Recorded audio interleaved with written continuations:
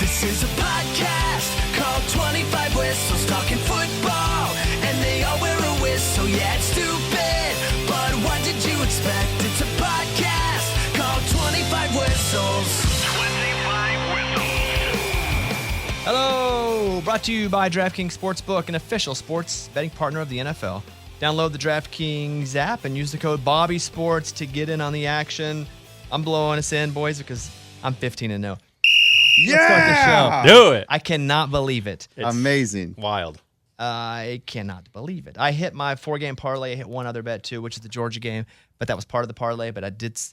It's just unbelievable, and I'm not saying this bragging because I will never do this again in my entire life, Right. but I've given you guys 15 bets, and I've hit all 15 of them, and I hope the greatest thing for me was Saturday night, late night, everybody tweeting and putting their receipts of their wins to me. So many Yeah. people. It was awesome, and Yeah. Kevin said, look at everybody posting their bet.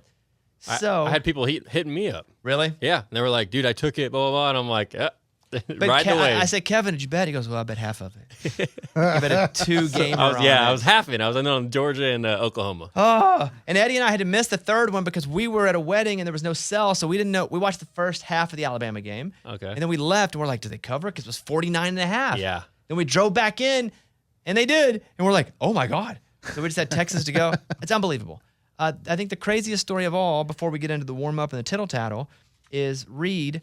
Could you turn on that microphone right there, Mike? Yeah. Reed, who works for me as my main digital video guy outside of the radio show and is on, he makes the jingles on this show.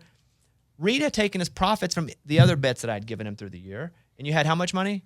I had I started with 100. I profited 400 from your last two bets. This guy. Yeah, And then I took 200 out and put it in the bank. Good for you. And then I took the last 200, and my dad came up last weekend, so I was like, I'm just gonna wing it. I believe in you, Bobby. I just threw it all in there for. you won $2,500. Unreal. I know, right? Crazy, dude. Unreal. That to me was nuts that he put that much money down on this bet. Well, I mean, that- that's how that- much belief he had in you. No, I was like, don't have that much belief. Don't have that much belief. So what'd you do with the money? Oh, it's in the bank now. Look at this It's guy. in the bank. Making money. I'm done. Making money, being I'm done. smart, Yeah. keeping it going. Parents must be proud. Yeah. Well, Reed said gambling. he was so invested because we had won the first 3 games. It was to the 4th game, the Texas game, that he didn't have Longhorn Network, so he bought it. Oh, Subscribed hey, I know just that to feeling. watch the game. So did you subscribe on your home television or your phone or what? It was through Sling. Yeah, they offered the best package for what I was wanting for a one-day Hey, special. hey, Bones, he's hooked. You're all in. Yeah. Were you so pumped when you won? Oh my gosh, I was so pumped. I couldn't sleep. I was like, this is amazing. It's amazing. It's amazing. I bet 100 and I won 1,300 and I was Yeah. like, this is amazing. I couldn't sleep. I can imagine double that.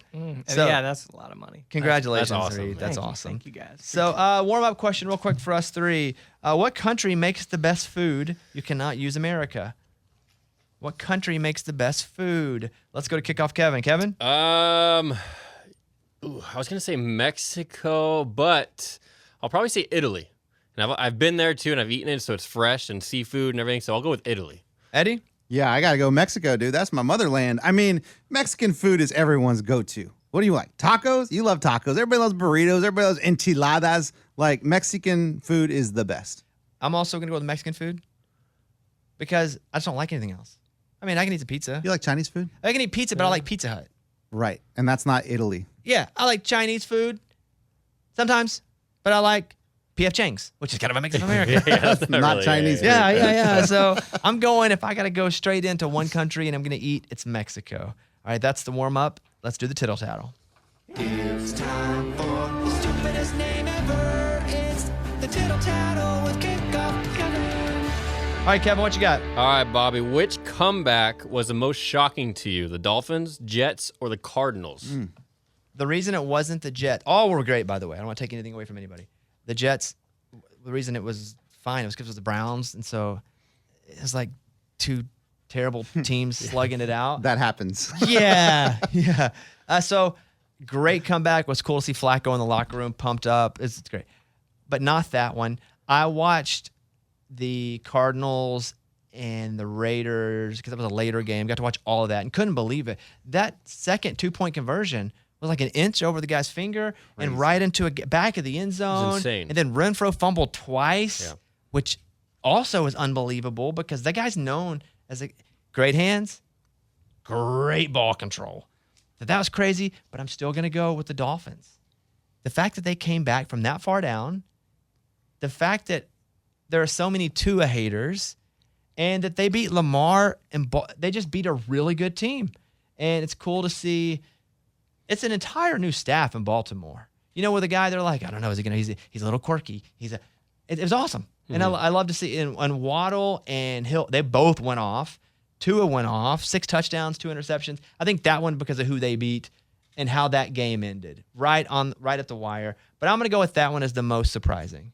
And if anybody disagrees, feel free to blow your whistle. All 3 were great. Football's drunk, as they say. I'll blow my whistle. Yeah, thank you. For a simple reason. I didn't watch the Miami game. That's a good enough reason. But gosh, man, that Raiders-Arizona game, and I was pissed because I was watching the Cowboys game, and the Cowboys win. They make the field goal, whatever, to win the game, and they don't even say bye. Romo didn't say bye. No, they cut right to the Raiders and the Cardinals, and I'm like, can I just see that field goal one more time? But now I know why, because the end of that game was nuts. Bizarre. The whole league's bizarre. I'm going to blow the whistle on both of you. Go ahead. Because as much as I hate the Jets, and you're right, it was 2 teams, the Jets and the Browns, you're like, who really cares about these teams? But for the first time since 2001, a team came back when they were down by 13 points in the final 2 minutes. That's That is a great stat. 229 games. And you know who the last team was to blow that lead? Cowboys. No. Guess. It was the Browns. Same team. Oh, was it? Same franchise. Wow. Yeah, in 2001. All 3 elite, really great endings to games. Eddie and I were on a plane streaming it. So you know it's not that good. And it's like, hey, give it, take it. What was so funny, Kevin, is it would freeze right when, like Hill would get the ball, and there'd be 2 defenders ready to tackle him, and we'd play the game and like, does he get tackled or not? Did that guy get him or did that guy get him? Yeah. Just because of the frozen It just screen. freezes over and over again. Great week of games again, though. Yeah, next Unreal. question. All right, sticking with the comebacks here. Who proved more in their comeback, Tua or Kyler Murray? Tua, by far. Not even close. There are so many people that are anti-Tua, saying he doesn't have the arm strength. He doesn't have. You could list. Kyler Murray's supposed to be elite. That's why they paid him $1 billion. He's supposed to be elite. So he's supposed to do stuff like that. Maybe not every single time. And if that situation happens again, does he? That first 2-point conversion, golly, he ran around for 20 seconds back and forth. But Kyler is supposed to be elite. Is a big win, but it was a bigger win for Miami, a bigger comeback for Tua, and I say Tua proved more than Kyler did. Who is that? Eddie, That's go ahead. me. Go Look, ahead. I agree with you. Yeah, Miami did need this win, but Kyler Murray, after all this deal with his contract and this 4 hours of game footage that he needs to watch and all that, yeah, they obviously believe that there was something missing with Tua, with Kyler, and if he was going to be good, he needed to show the staff, he needed to show Arizona, he needed to show everyone that he is the man for that job, especially signing that big contract. I was happy for him. He needed that, and I'm glad he played his everything at the end of that game. But he's done that before. Yeah, but Tua, I think Has never done that. Right, but Tua's been hurt, so Yes. we didn't know what Tua could Right. do. He I proved. still believe that Tua was able to do that. We just needed to see him healthy. So I think now that he's healthy, we get to see what Tua was always. Kyler's really good, but also I watched a lot of clips today on TikTok where people were like, this is why Kyler needs to study film. And he missed like seven blitzes coming I know. in, missed like seven. So they said, and they would show, okay, this linebacker's coming up. In this situation, you've got to tell your tackle not to, and he missed over and over again. And so, but his athleticism, he's got a really good arm. Considering he looks like he's 4 foot tall out there amongst Right. giants. Yeah, he's just running around. Do we I'm know a how big- tall he is? What is he, 6'2", Brian? He's 5'10". 5, yeah. No, he's under 6. Yeah. What do they list him List as? him as probably 6'1". Wow. Yeah. So And that's, he's 5'9". I'm a big Tua guy. I always have been. And so I guess everything's Tua for me. Everything's coming up Yeah, Tua because I've always believed in him. I felt like he was never getting like the fair shake. But yes, it was an awesome game by Kyler Murray too. All right, next up. All right, the Bengals are off to an 0-2 start. Would you be worried about a Super Bowl hangover if you were a fan of the Bengals? Their offensive line sucks right now. And they have 4 new starting offensive linemen. This is the reason for the most part, because there's so much communication that has to happen between the two. And there's communication that has to happen in an away setting where you can't even talk. Meaning, if you've just played together a lot, you know, if this linebacker comes into this gap, you can just look and go, we've done this enough times. I know what that look means. They don't have that right now because it's 4 new offensive linemen. If I'm Cincinnati, I'm not worried. You've also lost both games by a field goal. Mm-hmm. Dallas played good. Their defense played really well. Oh, yeah. This is not a Super Bowl hangover. This is half a step back to take a step forward long term. Maybe not this season, but over the next few years for sure. But I've listened to so many linemen talk about how hard it is, especially with limited preseason and limited practice. So they don't get the reps and they have to get them game time. But I mean, Burrow is still, as they say, Burrow's a dog. Yeah. And I always feel like he can win the game. Do you feel like he tries to make too many big plays? I think when he has to, he does. I don't think early he tries to cram them in as much. Yeah. Near the end of the game, he had no time to do anything. Yeah. There were times when Parsons would come off the edge, he would get blocked because they just didn't communicate in time. And he'd come up in a blitz package, and the tackle would block in, and Parsons had to be like, "What's happening?" He runs right to him, boom, over. So, yes, but I think out of necessity or even fear sometimes of getting crunched again until they get it together. Takes a lot of hits. All right, next up. All right, your Razorbacks on Saturday looked like they were going to be victims to a big-time upset. How worried were you? I'll answer that. He was stressing. Yeah. He was stressing. I was worried because Bobby Petrino is an excellent play caller. I know that because we had him. We were top 5 in the country with him. And it was a great game by Missouri State. They played every bit of their potential. They're a really good FCS team. They're top 5. They shouldn't have played with us. And we had 2 fumbles early, 1 on the 1-yard line. We don't turn the ball over often. I say we like I play for the team. We all do. You do. Yeah. But yes, I was worried. It's fourth quarter. We were down 10. Yeah. I think we needed this game, honestly. I'm glad we came out of it. I think we needed this game because we have A&M next. I'm glad they won and beat Miami. Big for them. And a bad win for us. There's no such thing as a bad win, but a bad win as far as like how you're feeling going to the next game. We're a top 10 team, and I think maybe they were like, we're a top 10 team, baby. Mm-hmm. And now it's like, okay, we're top 10, but we gotta go. Mm-hmm. Like we still gotta go. So I was worried, but I'm happy now because I think you practiced a little harder heading into a big week. Did you expect to watch the game at the wedding reception? Because no, I thought I would never have to turn it on. What was the timing of all that, by the way? We missed the first half because we were at the wedding. Okay. And there was no cell. Game started at 4, wedding started at 4. Yeah, because you're in the... And I couldn't wear my necklace because we were in the wedding. His lucky princess necklace. And then I put it on, and we came back and won the game. So that's what it is.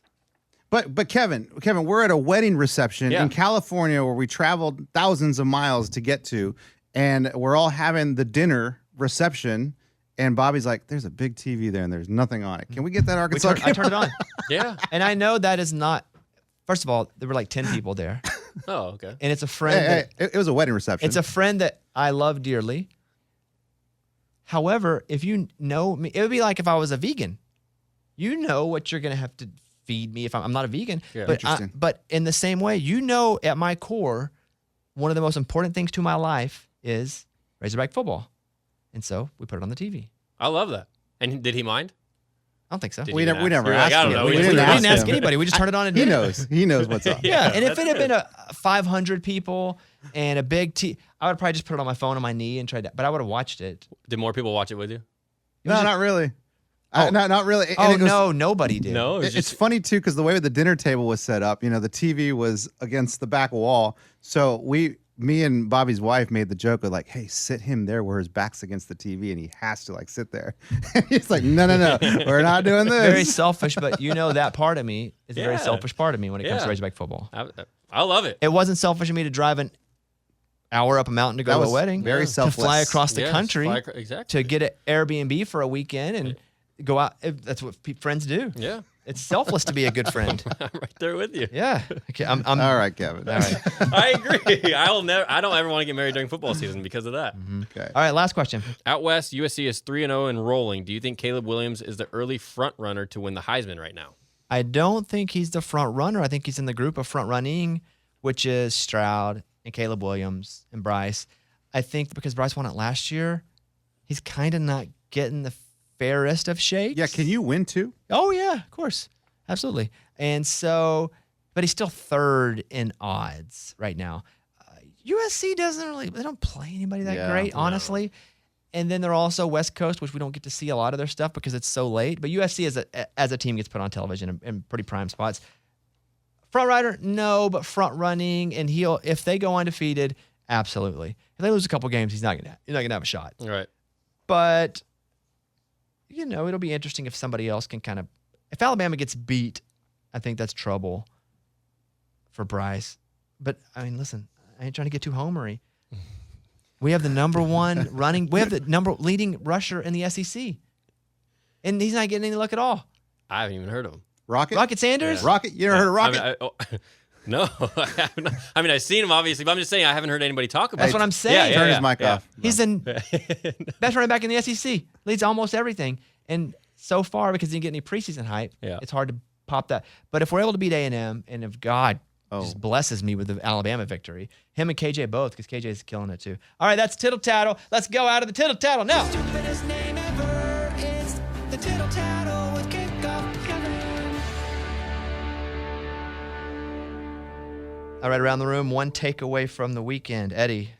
Yeah, I feel really bad for Jimmy Garoppolo. Like, Trey Lance gets hurt, and they bring Jimmy G in, and it's like everyone's just like, oh man, our starter got hurt, and we're doing. But Jimmy Garoppolo is, I mean, how awesome for the 49ers to have him still there.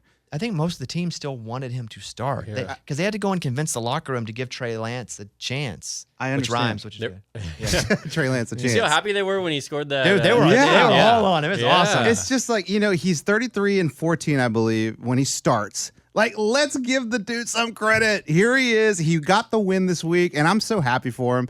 I'm a big Jimmy G fan just because the staff doesn't believe in him. He gets tossed around in the league. Like, I love that he's now the starting quarterback for the 49ers. Let me blow my whistle. I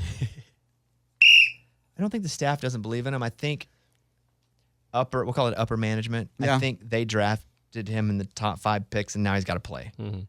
I think that's and you saw the Vegas odds actually get better for San Francisco to win the Yes, Super Bowl once. Exactly. Oh, did they really? Yeah, once Garoppolo was a starter. Wow. Also, they're fortunate that Garoppolo is healed from his injury because he couldn't play in the preseason ball because he wasn't ready. Yeah. He couldn't get traded because he wasn't ready. So it's pretty cool to see him come out and play well. I don't know him. I don't know anybody who knows him. I don't know if he's a good dude or not. Oh, I don't mean personally. but in my head and heart, like I'm rooting for him. Me now. too, man. Oh yeah. And I drafted Trey Lance in fantasy way earlier than I should have as my backup quarterback. And I was like, oh crap. But I guess still the Disney movie part of me is like, let's go, Jimmy G, you can do That's it. what I'm saying. We're gonna make a movie out of this. Yes. Kevin, one takeaway. My biggest takeaway was my thankfulness for NFL Red Zone. Watching all these comebacks after that Patriot game ended, and I just saw, the Dolphins coming back, the Jets coming back, all going on at the same time on one TV.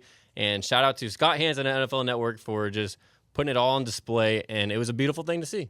My takeaway is going to be that I'm rooting for the Lions.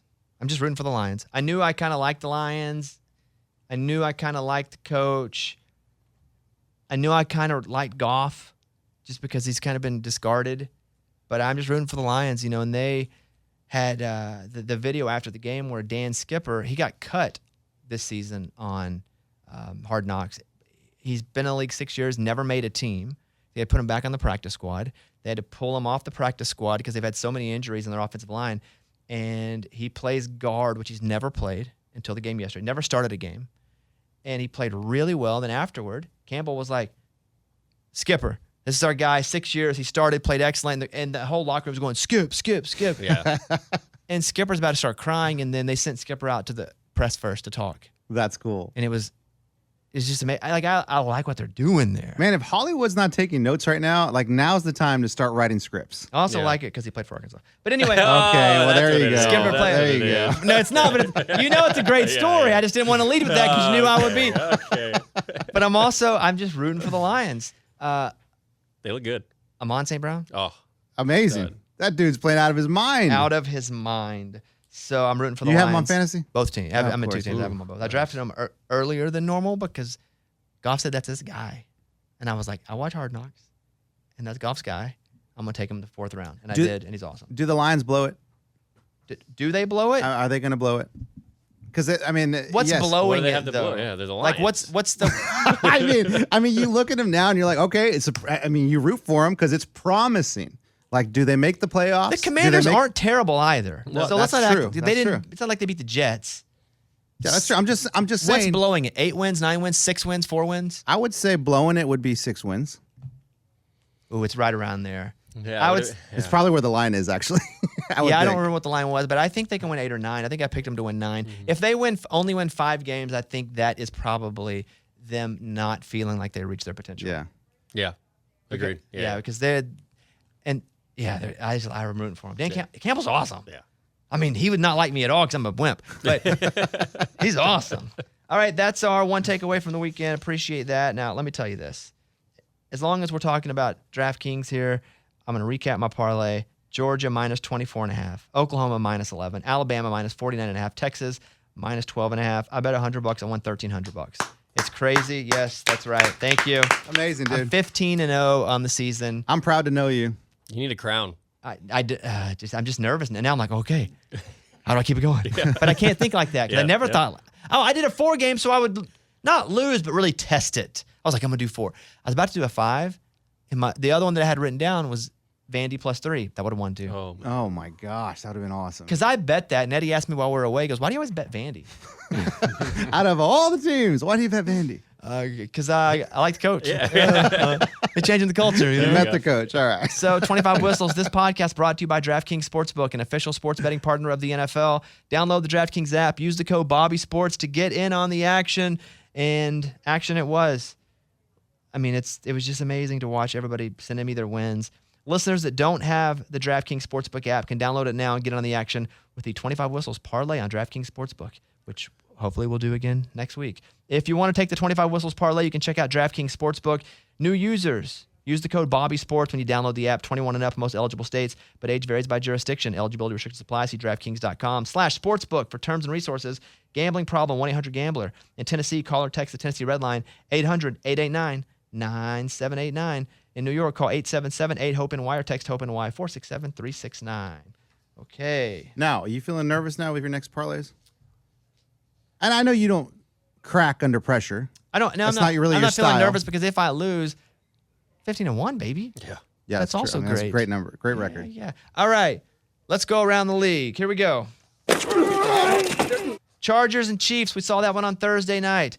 You just hope that the torn rib cartilage, the crack, whatever they're diagnosing him. They're not saying rib with Herbert. They're saying rib cartilage, which is That's the meat between your ribs. which I didn't know you could like crack that. Cartilage. I think it tear. But anyway, you hope Herbert's able to play because the Chargers are really good. Yes. And they should have won that game. Yes. And we didn't get a chance to talk about it, but that interception wasn't fully on Herbert. He was gassed, and he was like, take me out of the game. And then he was tired, Yeah. and he didn't commit to the route. Really good game. Great game. Great game. Moving on, Patriots and Steelers.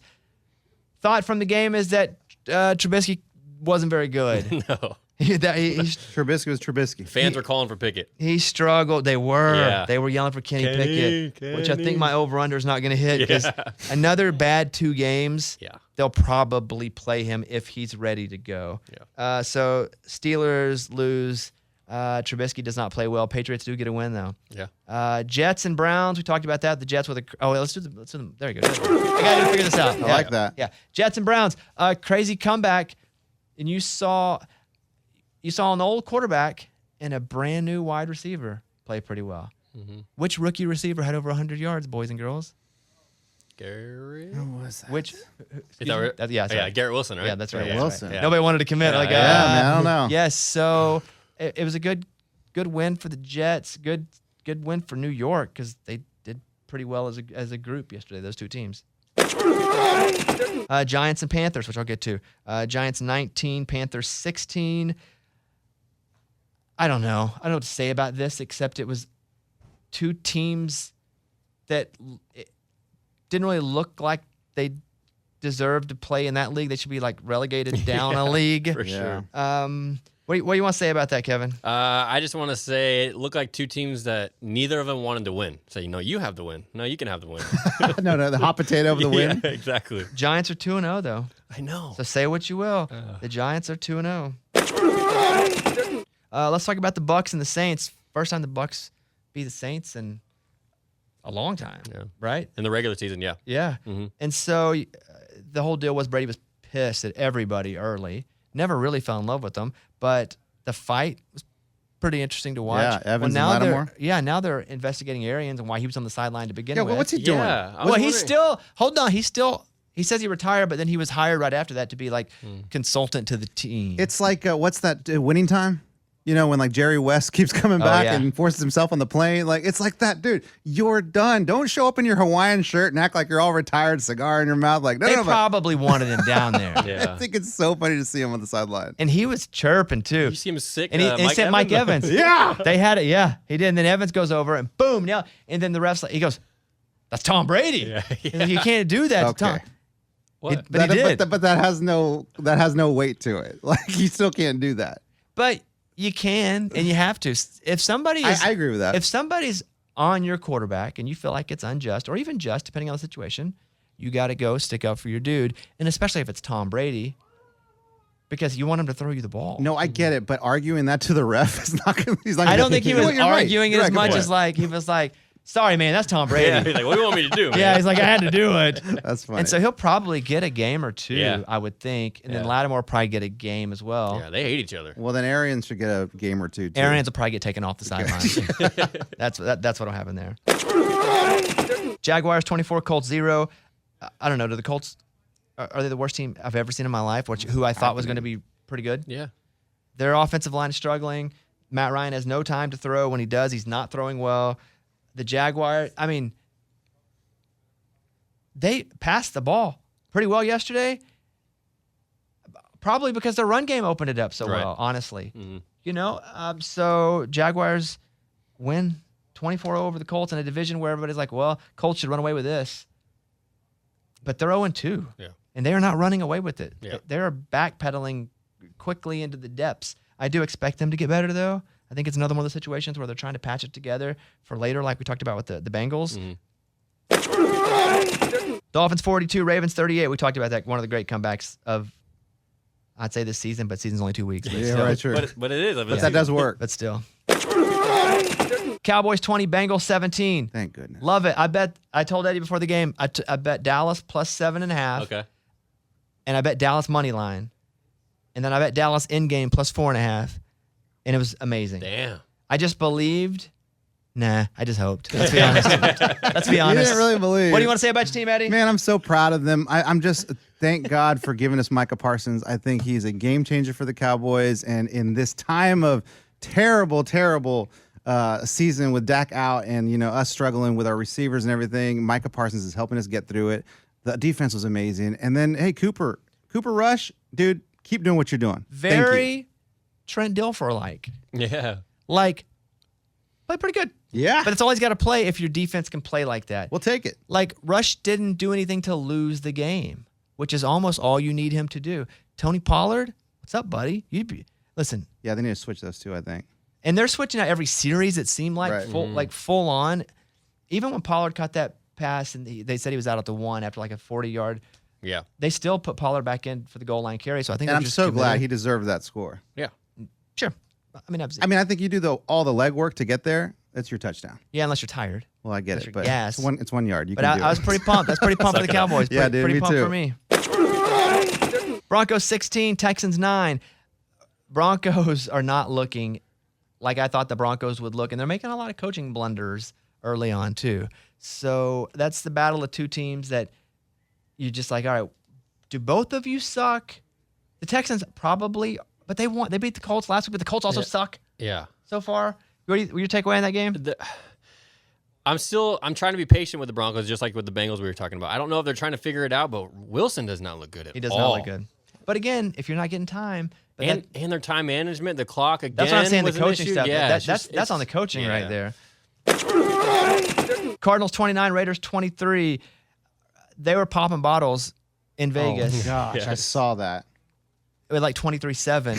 Just a little And premature. Then they lost. I couldn't believe Renfro was the one to fumble it twice. That was crazy. That was a good game, though. Last night, Packers 27, Bears 10. It almost was a game. Yeah. It was almost a game. And that ball probably crossed the goal line, but you literally couldn't see it, and they've I already know. established that rule and precedent. So Aaron Rodgers owned Chicago yet again. Niners 27, Seahawks 7. It was cool to see Jimmy G. Yeah. Actually win you hate the to see game. an injury. I mean, you Yeah. hate it, but love seeing Jimmy G win that game. And Rams 31, Falcons 27. This is one of those games that almost was like the other games. Yeah. It was out. The Rams had won the game. Oh, they haven't. Oh crap! And the Falcons had a shot at the end. And I like Mariota. He's playing pretty good. All right, there you go. That's the list of your NFL scores. Hey Eddie, what was the deal with your bet of the week? No, I think we're out of time, right? No, what was it? No, Are we done? You did your bet your car bet of the week. What was it? Yeah, I walked to work today because I bet the Steelers +2, and they were playing the Patriots, and they lost by 3 points. Just checking in on that. Thanks, dude. You should give your Appreciate car it. to me for that Hey, one. can I borrow your car for the next couple Sure, weeks? buddy. All right. Sure. As far as NCAA, there wasn't a lot of games that actually were close and mattered. Oklahoma killed Nebraska, and I think a lot of people wondered if Nebraska would come out and play for their new assistant coach that they love, and they didn't. It's not possible. And then they fired their defensive coordinator right Yeah, after see, the it game. got worse. Yeah.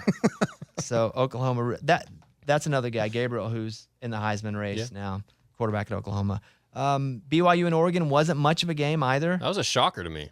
I think they were just worn out from last week, maybe against Baylor. Oregon played really well. Yeah. I guess the one game that was close in two ranked teams was A&M and Miami, and it was a touchdown game. And A&M changed up the quarterbacks, and so it's the kid from LSU last year who's now starting in College Station for Texas A&M. They win 17-9 over Miami. I think he'll be a lot better this week against Arkansas. Second start's always when it starts to slow down for you a little bit, although he started at LSU before. But Texas A&M wins after that Appalachian State loss. How about App State's Hail Mary Oh my gosh, that game. to win the game? Hail Mary. They throw it. It's short of the goal line, but tip. The guy catches on the backside and runs around. Crazy. Unbelievable. I saw the rankings come out. Did App State get put in the top 25? No, they did not. They didn't? They did not. I never looked down that far if Arkansas's at 10. I looked down that you far. just stop at 10. Yeah, I'm like, where are they? Done? Turn it off. The reason I went down that far is to look for App State, and they were not on there. Okay.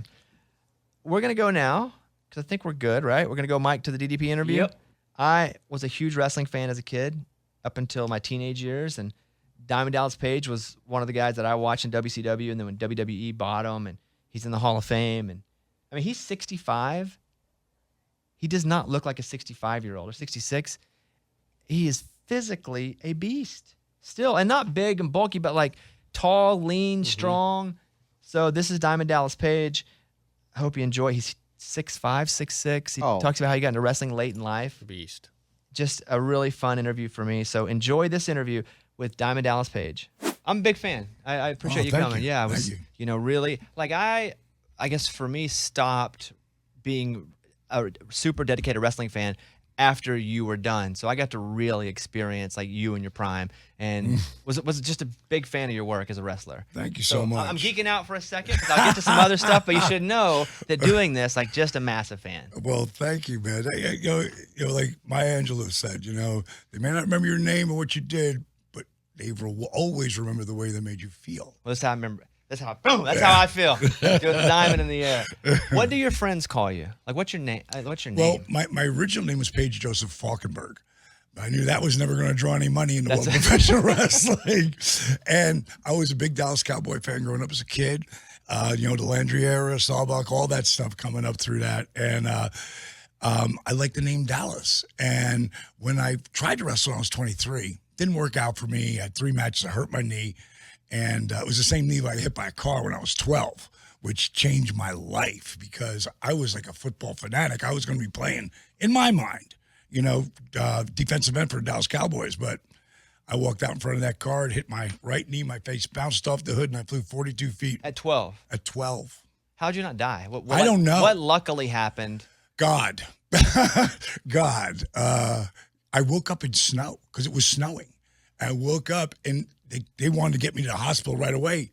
The ambulance never came. This is 1968. And you remember this, though? It's not like you didn't I black out. remember that. I remember waking up and seeing a woman go, "Oh my God, look at his face." My nose was out to here. Red eyes.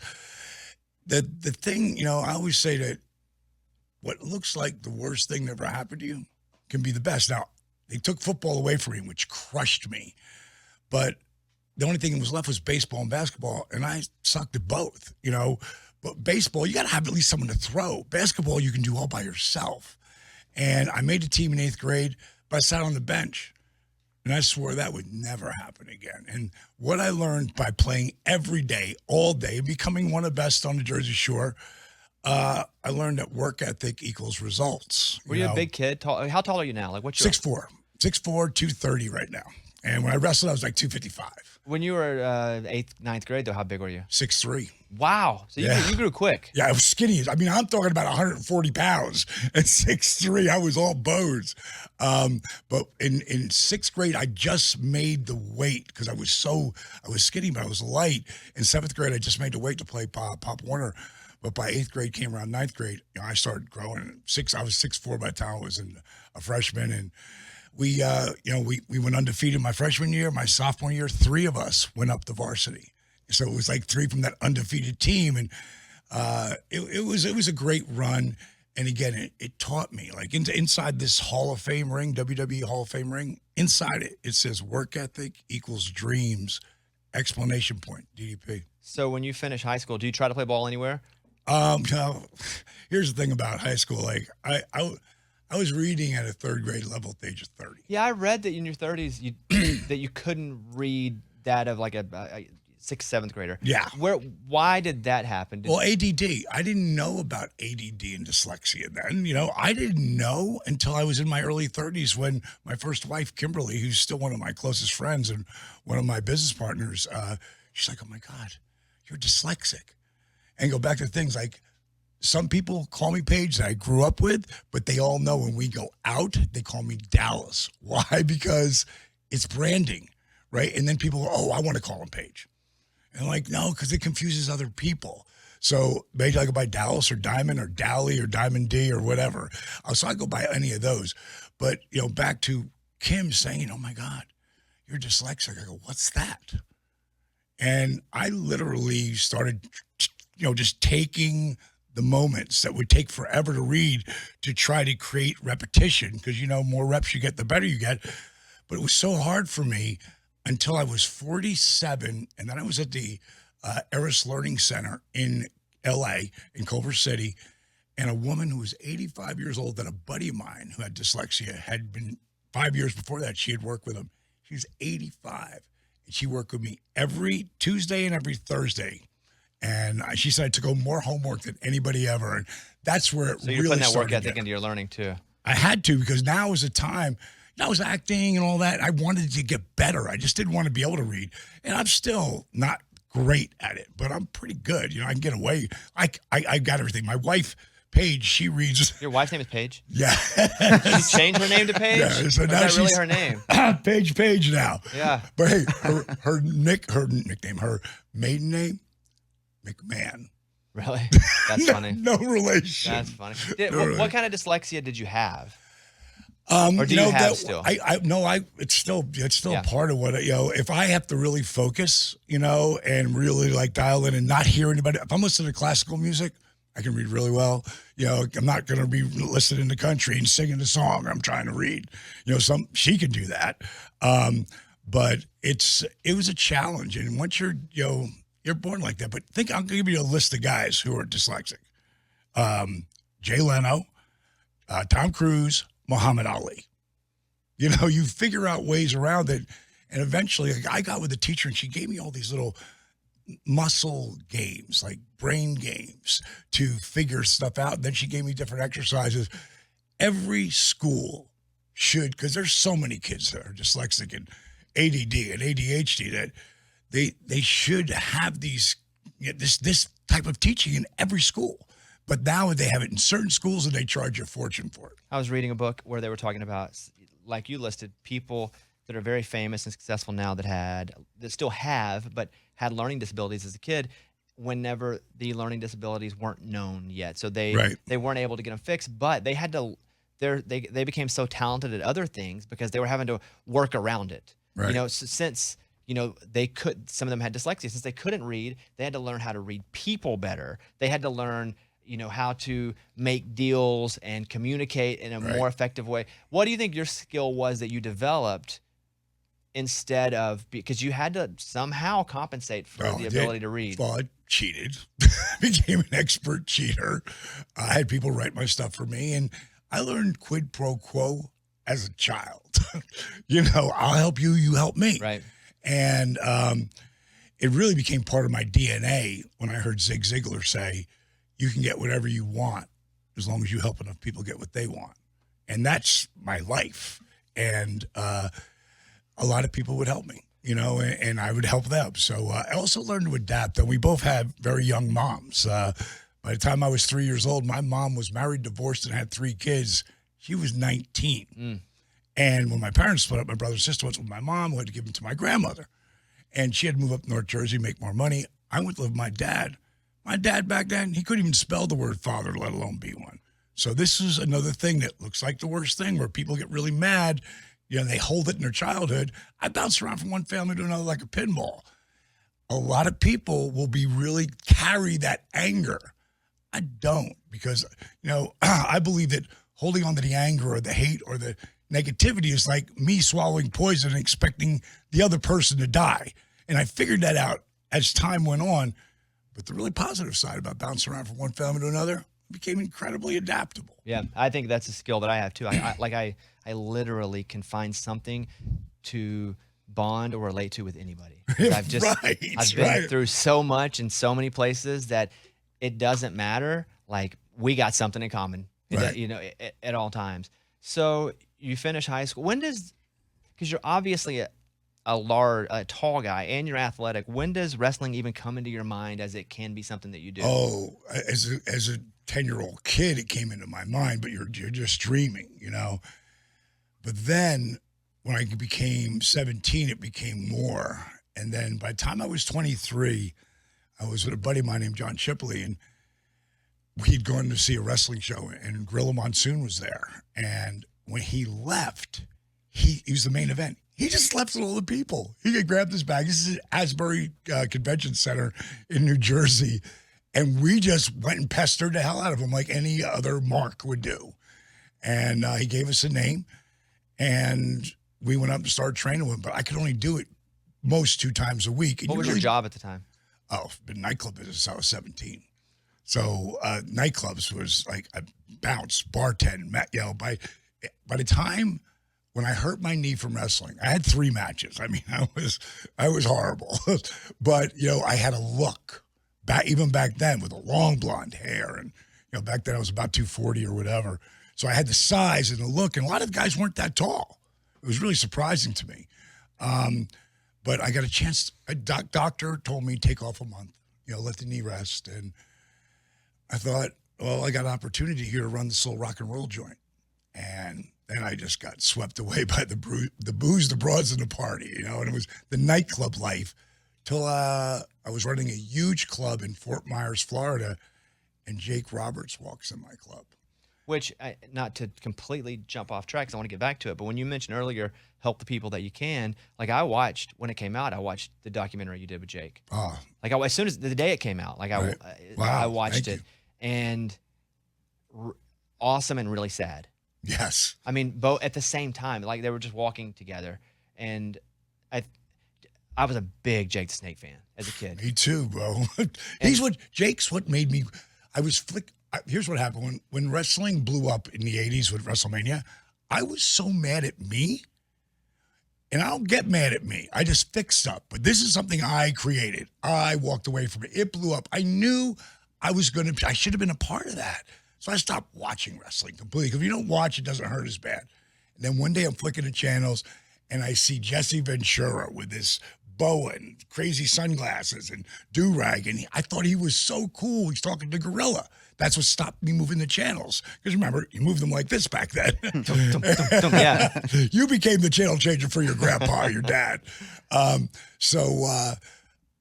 First guy to come through the curtain. Got a bag over his shoulder. Got that Fu Manchu, that long black hair. I'm like, who is this cat? And then I watch his work in the ring. Now, remember, wrestling, and I want to spoil this for anybody, it's predetermined.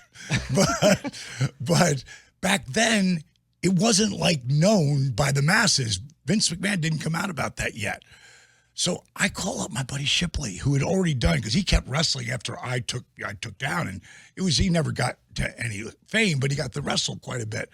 And I called him up. I said, bro, I just saw this guy Jake the Snake Roberts on. Did I miss something? Is some of this real? He goes, don't be a mark.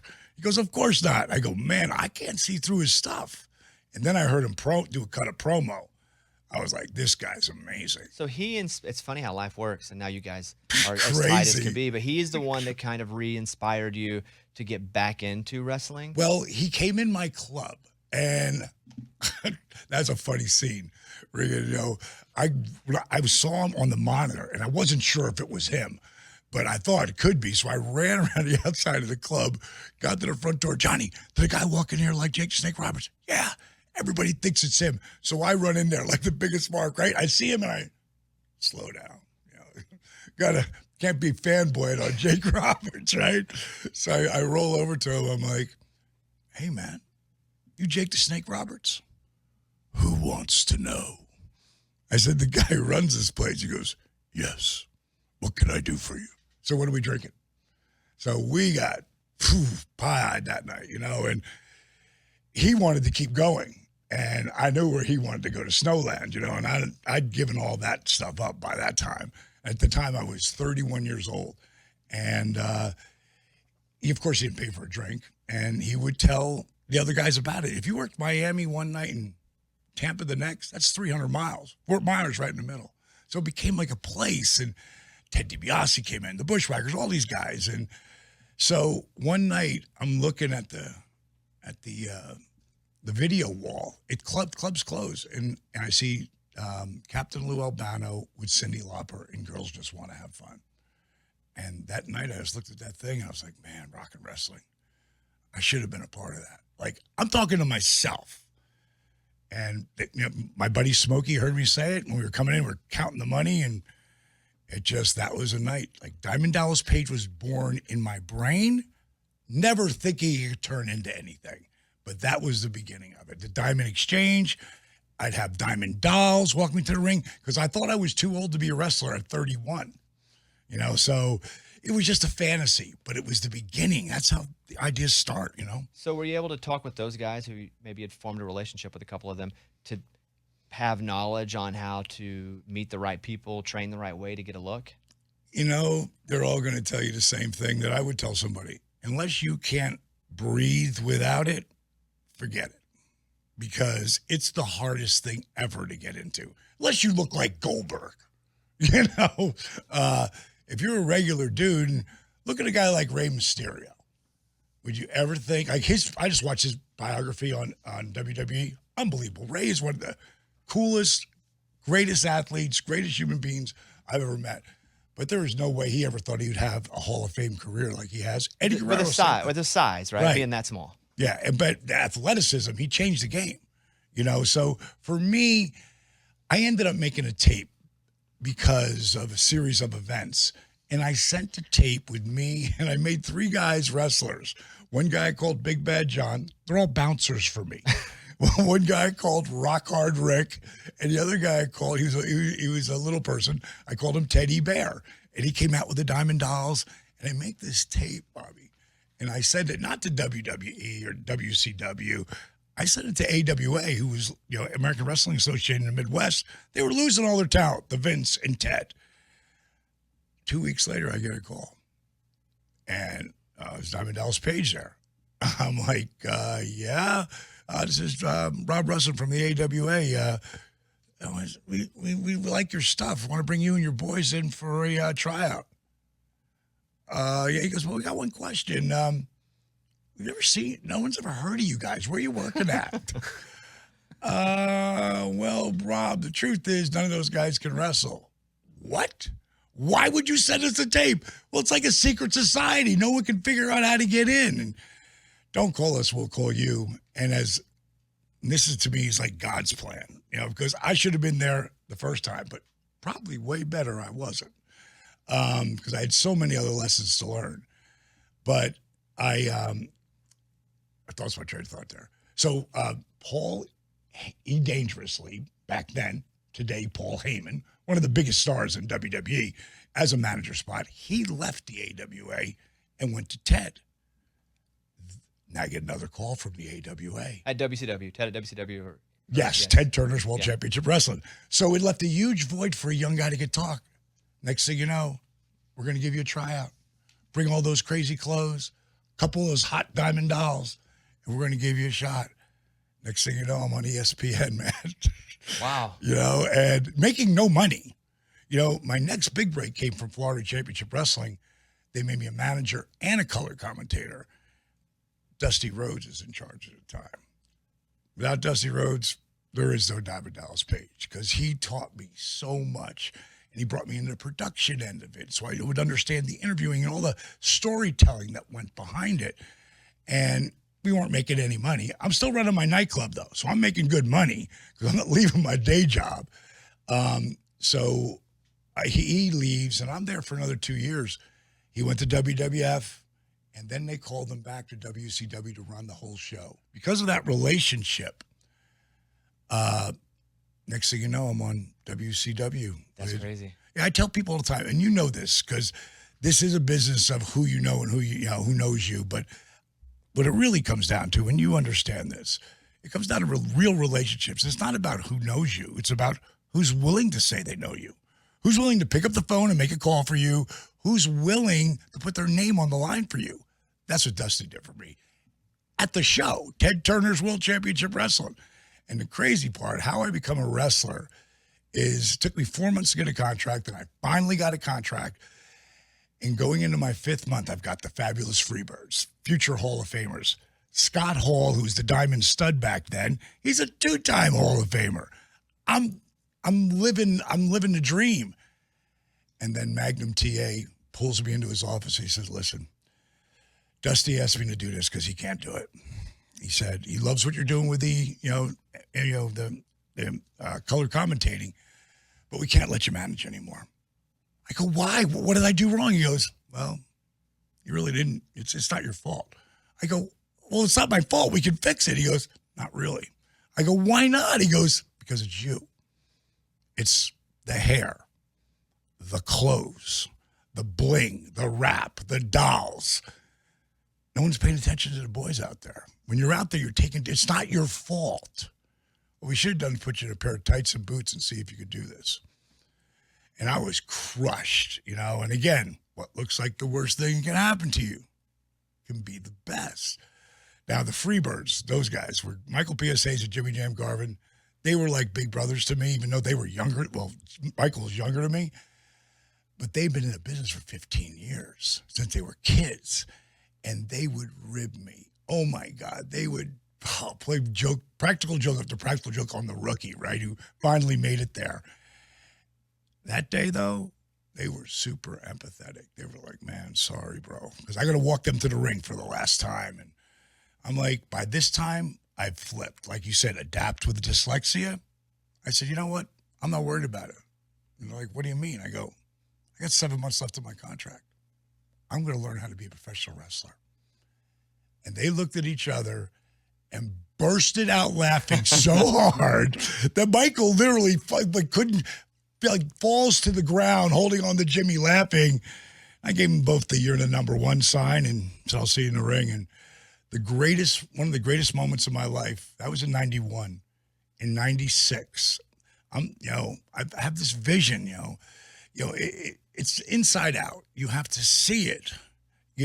before you believe it. A lot of people say, I'll believe it when I see it. No, you got to see it.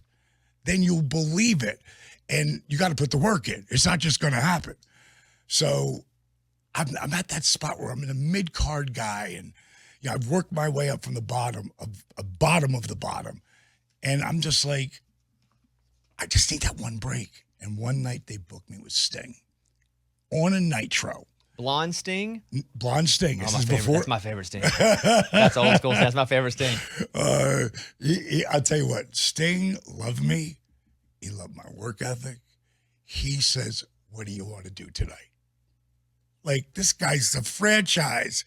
He's asking me, and I laid some stuff out. He goes, I like it. We went out there, tore it down. I come through the curtain. I got a standing ovation from the boys. Like, that never happened. Back through the curtain. Back through the in curtain. The locker room. The really amazing part was the next day, when I'd go home, I called it Humpty Dumpty Day. I'd get all the King's horses and all the King's men to try to put DDP back together again, because I'm about to turn 40 at this point, and my run hasn't started yet. And so I'm going to go see my chiropractor, applied kinesiologist, muscle relax, therapy, deep muscle tissue therapy. I got to go home. I forgot something, and I'm so glad. I go home. I grab my stuff. I'm walking out the door. Answer machine picks up. Page, P.S. It's Michael P.S. Hayes. Now he's the writer at WWF at the time, now WWE. And he's Page, P.S. I pick, Mike, hey, bro, man, I haven't talked to you in y'all, man. How you doing? Damn, son, my mother. Mike, what's the matter? Page, you know how sometimes you call in the middle of the afternoon because you don't want to hear the person's voice? You want to leave them a message? I said, yeah, you want me to hang up so you can call back and leave a message? No, Paige, I got to be honest. Saw your match last night. We all did. I got to be honest. I have never been so happy to eat crow in all my life. Great job, kid. And he hung up at me.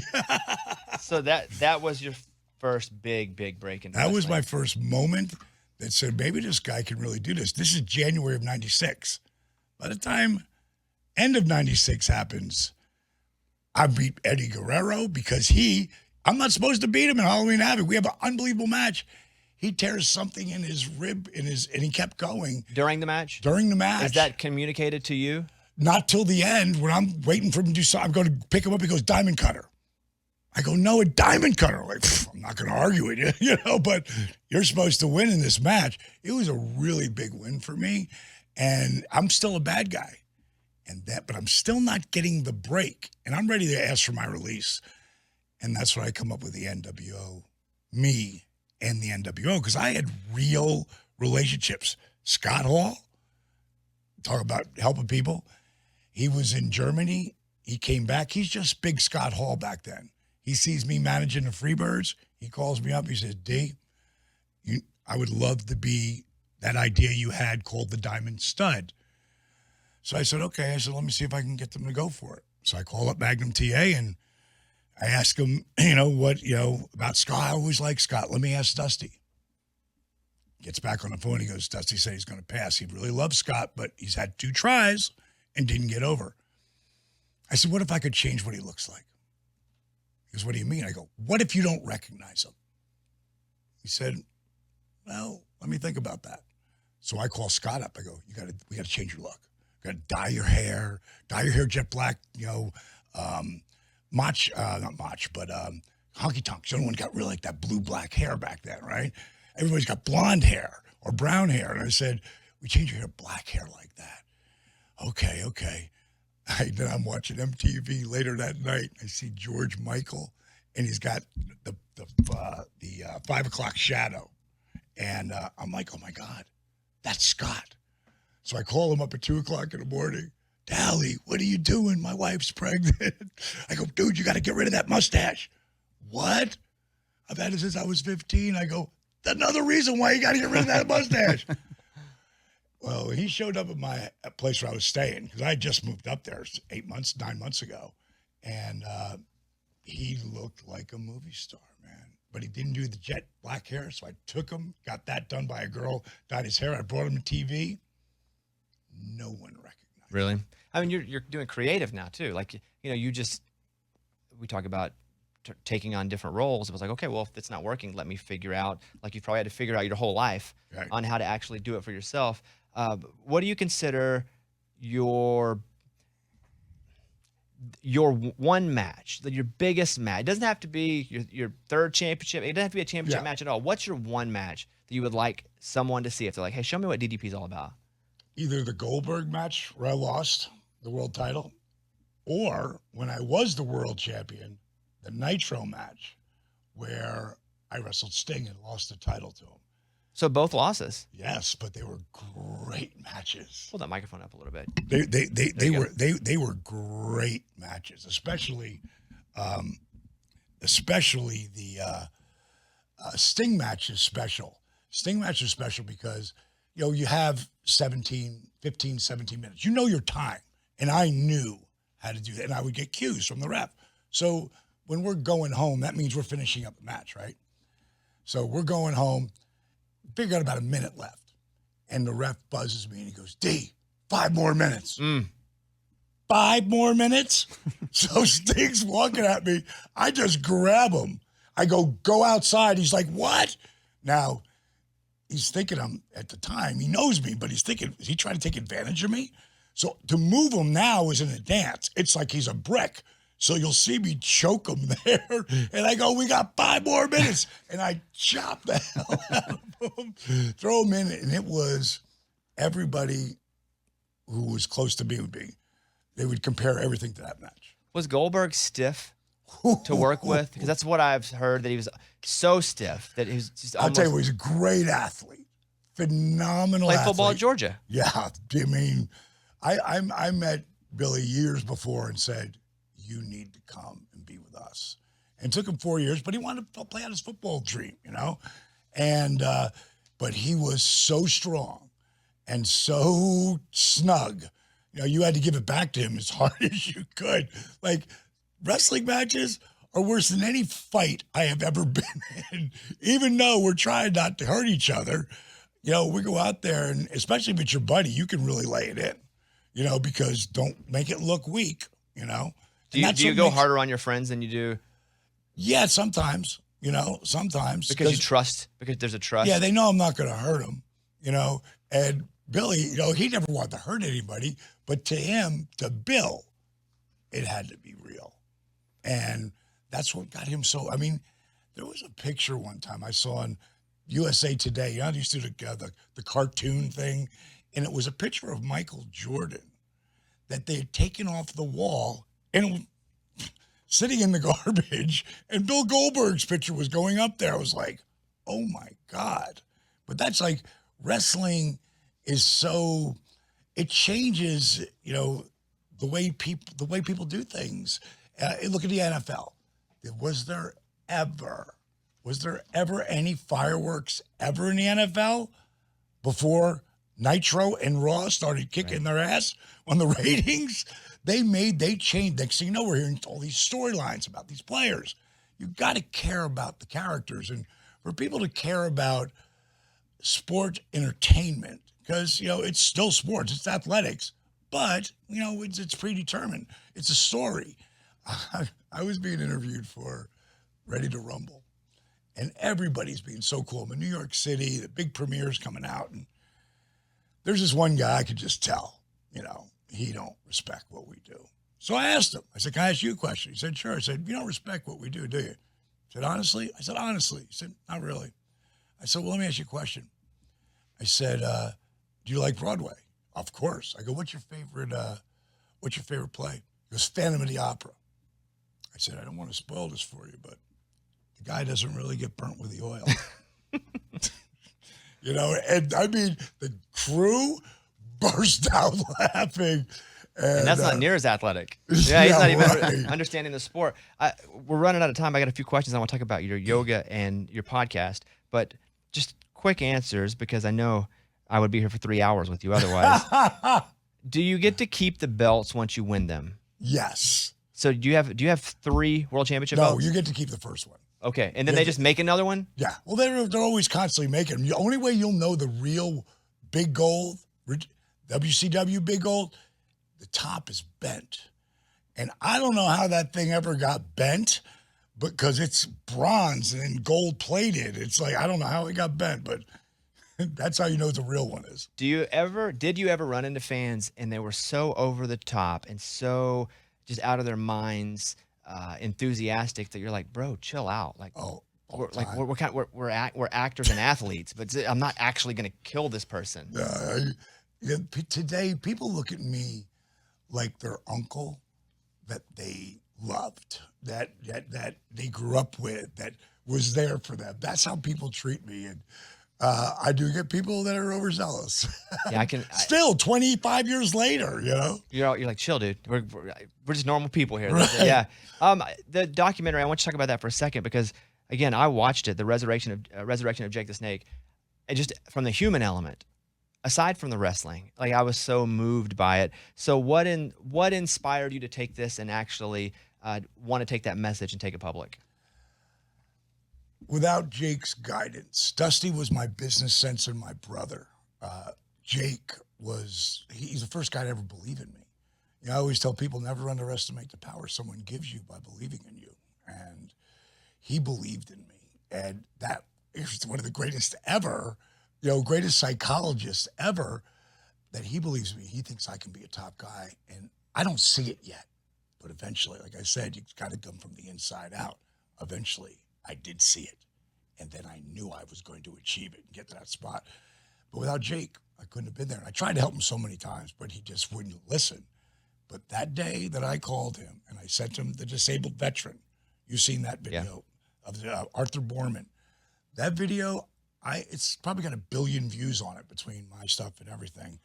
I changed one guy's life. I inspired one guy. He's inspired millions and millions of people. So I sent that to Jake. That was like my proving ground. And Jake agreed.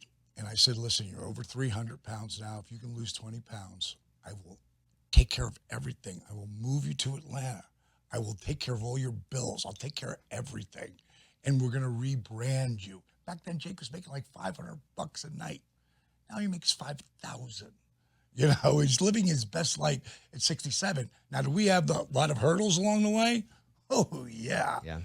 But when we finally got to it, like the day we left, the first day of filming, me and Steve Yu, he said, so what do you think? I said, I don't think I'm ever going to be able to have a real conversation with my buddy again. The fog, when you're booze, pills, coke, and crack, the fog on your brain, it takes years to lift. Today, me and Jake do a DDP Snake Pit, a podcast, and I love being there with him. We just went and saw Aerosmith. We flew into Boston just for the night. Our wife, he's back with his wife, Cheryl, from back in the Rick Rude days. You know, I mean, that to me that's God's work too. And I was going to mention that. It just, the DDP Snake Pit podcast is you and Jake. I mean, it all comes back. Yeah. It's like circled twice. It's not even full circle. It's like circled twice at this point. Right. I do want to mention Relentless because all that you're talking about is in Relentless. I mean, it's you going, hey, I've had people that have helped me. Let me see how many people I can help now. Yeah. And I think people should check out Relentless. If they want to watch Relentless, where do they go? Amazon Prime. They're both Amazon Resurrection Jake the Snake and Amazon Prime. I'll tell you one thing, Bobby, I'd love to come back and talk to you when it's ready to come out, but I've been filming with my business partner, Steve Yu, who is the greatest storyteller ever.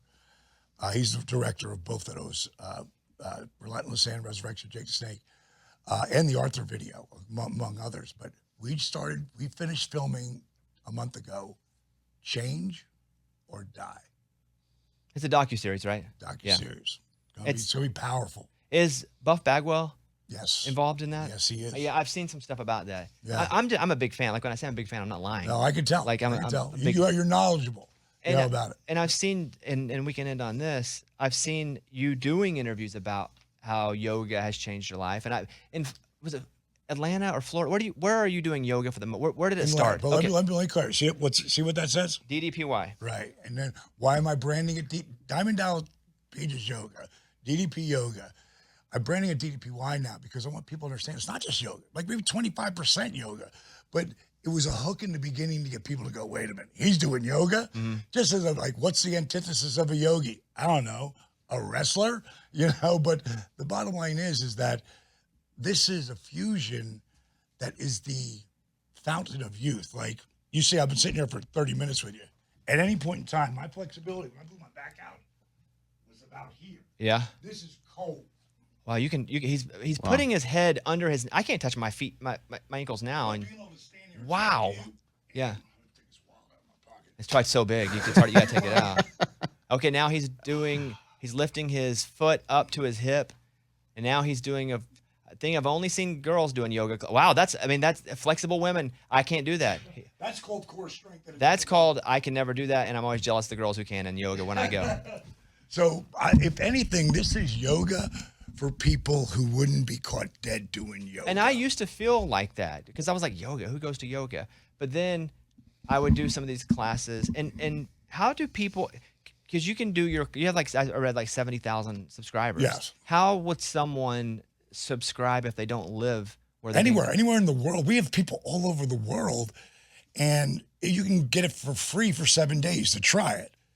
And the biggest thing I have on there, and it's the yellow brick road. It's called The List. If you pull up the app, the first thing that's going to come up is The List. And what's the app listed as, though? Because I'm seeing Diamond Dallas Page Fitness. I'm seeing Diamond Dallas Page Yoga. If you just pull up on your app, I would go to ddpyoga.com. Got it. Or ddpy.com, because that's where the best prices are. We have to raise the prices on iTunes because they gouge everybody. Amazon and iTunes, they gouge the people for what their price is. So we have to raise it. If you go to ddpy.com, you get 7 days free, and you can get it for 30% off of what the regular price is. I can't believe how flexible you are. Right? I mean, Strong. That's unbelievable. How old are you now? I'll be 67. That is crazy. That is crazy. His foot was in the air. Not even just at your presentation, how you look. You're as fit as anybody that comes in here. Yeah. I can't believe you're 67. I could smoke anybody, and I mean anybody who's with the Titans. If they do my workout with me, they can't keep up with a close to 67-year-old cat. And if I was a player who played for any of the NFL, NBA, I don't care what, I got so many guys who do it in WWE and AEW, so many independent guys. I'll give the greatest example would be AJ Styles. He's 45 right now. Wow. And if anybody's ever seen that cat work, he springs off the rope, flies 25 feet in the air, comes crashing down on cats. He is probably one of the toughest cats, pound for pound, on the planet. But he does my stuff 5 days a week, so he can still live the dream. If I was going to be in the NFL, knowing you're one injury away from your career's over, unless you got the monster money like Dak or any of those guys who had the big money, they get hurt, they get to come back. The other guys, they get let go. And they're only going to let you get hurt so many times.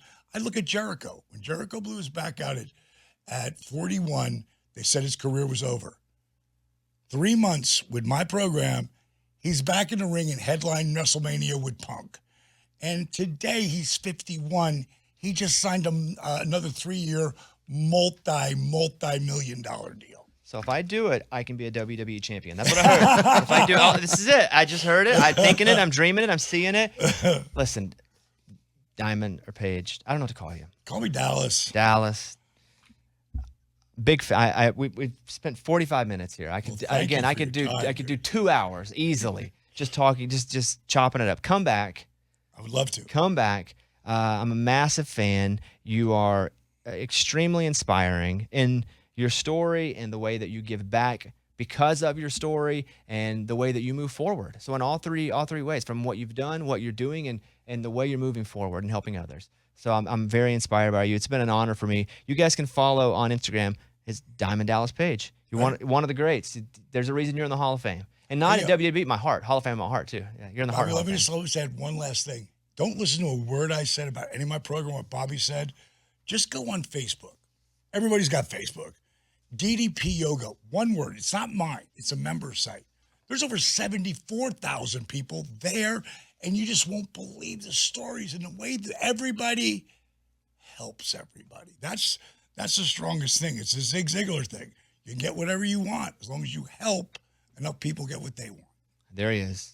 My hero and yours, Diamond Dallas Page. Thank you, brother. All right, hope you loved the interview. I did. You can watch the video up on the YouTube channel. You have to watch it because you can see him put his foot up over his head. It's really amazing. good. He's so flexible. Next, He really is. He does yoga. It's he amazing. does yoga at 66. He's like, check it in jeans. In jeans, dude. It's crazy. In jeans. So on Friday's show, Rich Eisen will be on with us. SportsCenter anchor, Rich Eisen show, NFL Network. So pretty pumped that Rich Eisen's going to be on Friday's show. Other than that, Mikey, I think that's it. That is it. I think that's it. So let's go around the room here. Final thought as we play our song that sounds almost like Leonard Skinner, But it's isn't. not. But isn't. Complicated man. Complicated man. I love that. Yes. Eddie, final thought. Man, you know my final thought. It's a great day today, and the rest of the week's great because the Cowboys finally got a win. And I'm so happy, man. And I got to watch it with my father-in-law who was in town. And when I got home right on time to watch the game. He says, "We're really going to watch this crap." And he's a Cowboys fan. I said, "Yes. Let's just see what happens." And after the first quarter, he's like, "Hey, we got a game. I'm so glad you turned this on." And sure enough, we got the win. So happy, Bones. Thanks for bringing that up. That's cool, buddy. Yeah. I told Eddie, too, we're getting the early flight, and we're just going to act like we have to get home. You going to say that? Our wives don't listen to this. They might. They won't. Okay. I said, we're getting the early flight, and so we can get home for 3:30 games. We're never going to address that publicly. We're going to act like it's the only flight there is. And so we got home. It worked out. And it worked out just fine. We got to watch the full game, Yeah, right? dude, we got home right in time. Final thought, Kickoff Kevin. My final thought is I'm going to change my team. Oh, he's changing his team. Yes. Oh! Have you, how much money are you in for? Just the one on Okay. collegiate team. Okay, who are you going? I'm going with Georgia. I'm Yeah. switching from Bama. And Nobody going- has Georgia? No. I have Georgia. Oh, Oh, you you can't. can't change, dude. Can't change. Sorry. Mike's Mike, you sitting want on to it. change? I do not. I wouldn't I either. do You were not. going to change, huh? Yeah. Man. Yeah, because Georgia's They're awesome. awesome. And ranked number Stetson one. Bennett is a stud. Brock Bauer, they are rolling right now. Well, I'm sorry. Sorry you couldn't change. That was fun while it lasted. Who's my NFL team now? Kansas City? You have, Kansas City. Am I the only one? Yep. Nice. Dang. I love it. And then my college team's still Arkansas, right? Yep. Yeah. You like that? You want to change it? I do not. Okay. Anybody else want to change their teams? No. I'm sitting good right now. Speaking of Kansas City, my final thought is a lot of people making fun of this guy, Kurt, but not me. I think he's a pretty cool dude. Kurt's got the world record for Chiefs memorabilia. His collection Is of that right? Chiefs memorabilia consists of 1,110 different pieces, enough to get him certified. He had to individually count each item with 3 people as witnesses, an elected official, a police officer, and a Chiefs subject matter expert. And he has the most memorabilia, Chiefs memorabilia. Oh, good for him. I got a lot of Arkansas stuff. Close to that? Nah. You're going to have the cops come over and count them for you. Hey, I wonder if he has a Chiefs Barbie. Well, I don't know, but I got an Arkansas Barbie right next to my, That's right. So you got him over on my that. right shoulder. That's from Fox 4 Kansas City. So as far as the Chiefs go, woo Chief or whatever they say. What are they saying? Chiefs. Just go Hail? Chiefs. Is it hail? Hell, No, the hail to the Chiefs is what they said to the president. Interesting. That's not what the Chiefs say. they just do the chop. I don't know. Do they do tomahawk chop though? Go Chiefs. Yeah. I should know since I'm their biggest fan. I'm the biggest Cowboys fan too. Yeah, you are. Yeah, because they didn't cost me any money this last week. Dude, see? Thank you guys again, Rich Eisen on Friday. And we're going to do little things too that will not be on the Bobby Bone Show feed. So if you're not subscribed to the 25 Whistles feed, you may miss some stuff. And this show comes up on 2 different feeds right now. So subscribe to the 25 Whistles feed and you'll get all the content. This is up on YouTube. This is on podcast. I think that's it, huh? I think you're just stretching Dang, I for was no really trying to- reason. yeah. All right. Well, I'm blowing us out because I'm 15-0, suckers. Yeah. So that is the end of the show. Show's over. See you next time, everybody.